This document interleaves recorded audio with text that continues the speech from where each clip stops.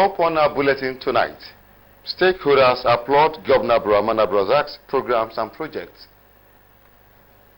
Ilorin Central Mosque holds maiden edition of Maulud Nabi celebration, calls for emulation of exemplary life of Prophet Muhammad. On a special assignment, correspondent takes a look at how dedicated drivers are to the use of seatbelts.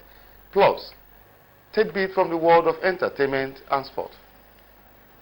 Good evening, this is News Tonight, coming to you live from the studio of NTA ILORIN. I am Akpad Fulani. Many thanks for joining us.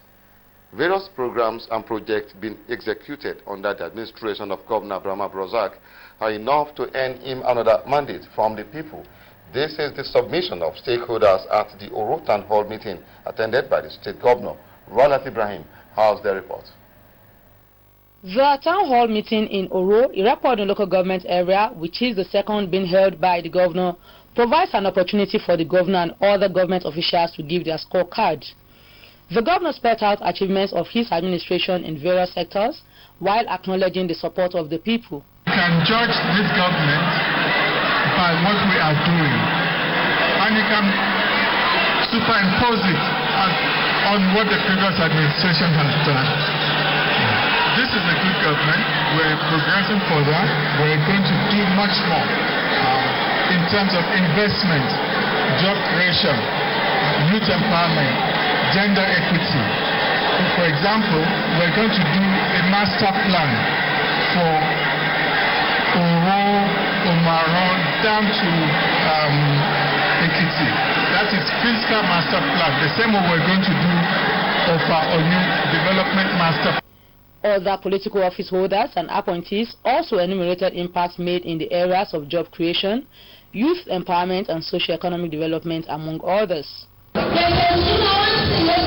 budget is now transparent. We now go to each senatorial district to ask them what they want, then we implement. This is an opportunity for us to itemize road projects carried out throughout the state and particularly from Irepodu. Community leaders and members appreciated the state government for positively impacting on the people and recommended that improvements be made in particular sectors which the governor promised to work on. The town hall meeting was attended by people from Irepodu and Isin local government areas. Roland Ibrahim, NTA News. The need for Muslims to spend their wealth in the cause of Allah as well as emulate the exemplary characters of Prophet Muhammad were brought to the fore at the maiden edition of Maulud Nabi celebration of Ilorin Central Mosque. Abdul Wahid Bibiri has the details. In his sermon, the Serikim Alami of Ilorin, Sheikh Yakub Aliagon, reminded the people to live a good life as exemplified by Prophet Muhammad. Prophet Muhammad, according to the Islamic cleric, promotes peace and the need for Muslims to live harmoniously with non-Muslims. Patience and perseverance, Sheikh Aliagon emphasized, are among the sterling qualities of Prophet Muhammad, emphasizing that Muslims should emulate these qualities. Other guests and Islamic clerics described the maiden edition of Maulid Nabi celebration as a welcome development, while it also served as an eye-opener for some sterling qualities of Prophet Muhammad worthy of emulation. Despite the fact that Allah revered the Prophet and promised him Jannah, even while he was alive, he was a very humble servant of Allah. We have been able to blend the religious matters into our cultural life. And that, of course, is the root of any development in any community. The life of Prophet Muhammad was the exemplification of all virtues known to humanity. Recitation of some verses from the Quran climaxed the event.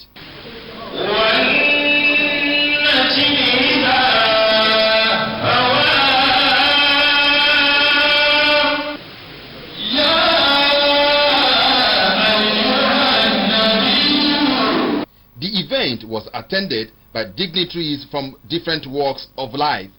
Abdul Wahid Bibiri, NTA News.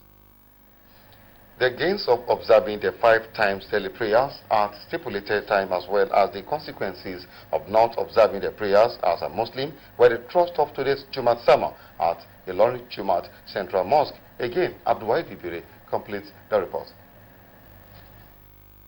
Verses from the Quran supported by other traditions of Prophet Muhammad, Chief Imam of Ilorin Sheikh Muhammad Bashir Solihu emphasized the importance of 5 daily prayers in Islam, especially as it influences the path to paradise, while reminding Muslims of how Allah frowns at Muslims who ignore the 5 daily prayers. The Chief Imam admonished Muslims to always be their brother's keeper. The Chief Imam of Ilorin also led a prayer for peace and harmony to reign supreme in every part of the country. He thereafter led the congregation in the performance of the 2 Rakat Jumat prayers.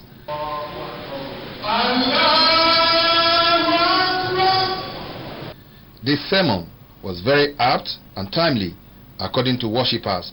Prophet Muhammad sallallahu alaihi wasallam said, the first question that will be asked each one of us on the day of resurrection is about our salat, our prayers.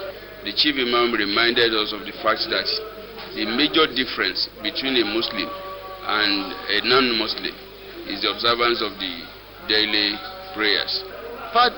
Observing our salat is determined to your practice as a Muslim.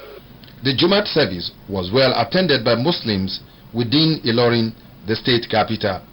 Abdulwahid Ibire, NTA News. Seatbelt is a safety component of a car that protects occupants of a vehicle in cases of accidents. But the question is, how dedicated are drivers to the use of seatbelts? Olajide Bello finds out in this report. My quest to unravel the mystery behind drivers not regularly using seatbelts was insightful as I met Ibrahim Ismail, who has been driving for more than 30 years. The use of seatbelts, according to him, is next to none when it comes to safety while driving. He equally demonstrated how a driver can push a faulty car without the help of others. If there's any accident at all, the seatbelt will prevent you from falling off. The seatbelt is also useful while the car is down. When it's no more going, you can use the seatbelt, you put it across your neck, then you close the door, then you push the car. Before I can start driving, or even if I want to move, I have to put on my seatbelt first. Seatbelt is very, very important in driving. It's for safety. For people that are not using it, it's just like risking their lives. It's just like you driving a car that doesn't have a brake. As these drivers have been complying with the use of seatbelts, I went to the Federal Road Safety Sector Commander to find out about exemptions when it comes to the use of seatbelts. You might not put off the seatbelt while you are reversing to, but the moment you finish reversing and you want to start moving, you should have your seatbelt on. Then secondly, for a pregnant woman, according to him, everybody is expected to use their seatbelts, including commercial drivers, or they pay a fine. So the punishment for seatbelt violation, I think it's 3,000 naira, 3,000 naira or 5,000 naira. With heavy traffic usually experienced during the U-tide, the Federal Road Safety Corps says strict enforcement and penalty will be meted on offenders of seatbelt violation. Olajide Bello, NTA News. The federal government, through the Minister of State for Transportation, Ademola Adeguruyi, made the clarification that there were no plans to ban operations of commercial motorcycles, popularly known as Okada, as a means of transportation in the country, while speaking in Abuja at the annual Strategic Stakeholder Summit of the Amalgamated Commercial Tricycle and Motorcycle Owners, Repairs and Riders Association of Nigeria. He said the federal government, under the leadership of President Muhammadu Buhari, is also desirous of putting in place a mass transit system that would not fail like those of the past. The Attorney General of the Federation and Minister of Justice, Abubakar Malami, had given an indication in July saying placing a ban on the use of motorcycles and mining activities will cut the supply of logistics to the terrorists, and this will be done in the national interest. Adeguruyi also said the Federal Executive Council is yet to decide on the ban. The organizers of the Africa Movie Academy Award, AMA, have announced their activities for its 18th edition this October. Peace Olorewaju has the details. The Director of Media, Tokpa Ajayi, announced that the 18th edition of the Continental Awards ceremony will begin with the graduation of trainees by the African Film Academy on October 25th, 2020. Confirming the awards plan, the Director for Media announced that the forthcoming ceremony will begin with events leading to the gala night at the Bespoke Jewel Aida Hall in Lekki, Lagos. Nigerian Grammy Award-winning Afrobeat artist Ayodeji Ibrahim Balogun, known as Wizkid, has once again put Nigeria on the global map after his hit duet with American singer Chris Brown, Call Me Everyday, was nominated in 2 categories at the 2022 Soul Train Music Awards. The latest nominations bring Wizkid's career Soul Train Music Award nominations to 11, making him the most nominated African artist of all time. Popular Yoruba actress Bidemi Kosoko, daughter of Nollywood veteran Jide Kosoko, is a year older today. The actress took to her verified Instagram page to share some lovely birthday pictures as she penned a sincere message of thanksgiving to God for letting her see a new year. Peace Olayowaju, NTA News. And on sport, the Nigerian Under-17 women's team, the Flamingos, for the first time advanced to the semi-final of the FIFA Under-17 Women's World Cup after defeating USA 4-3 in the 2022 FIFA Under-17 Women's World Cup quarterfinals. David Tuta is our guide on Sport Update.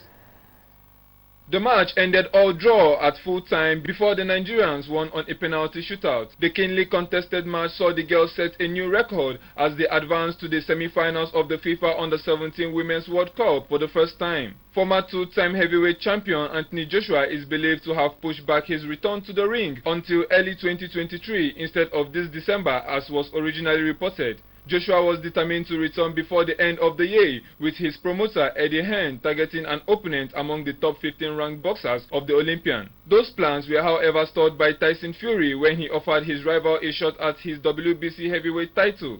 On the foreign scene, Aston Villa have sacked manager Steven Gerrard after 11 months in charge following Thursday's 3-0 Premier League defeat at Fulham. Villa, however, won just twice in the league this season and only sits above relegation zone on goals scored. First team coach Aaron Danks will take charge of the team for the Sunday's game against Brentford.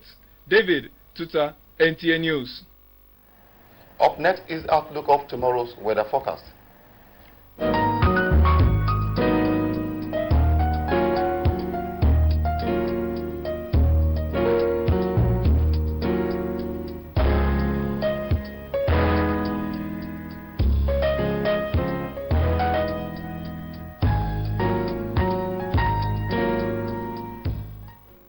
And it is on that note we bring to the end News Tonight for today. Many thanks for watching. I am Ahmed Fulani. Good night.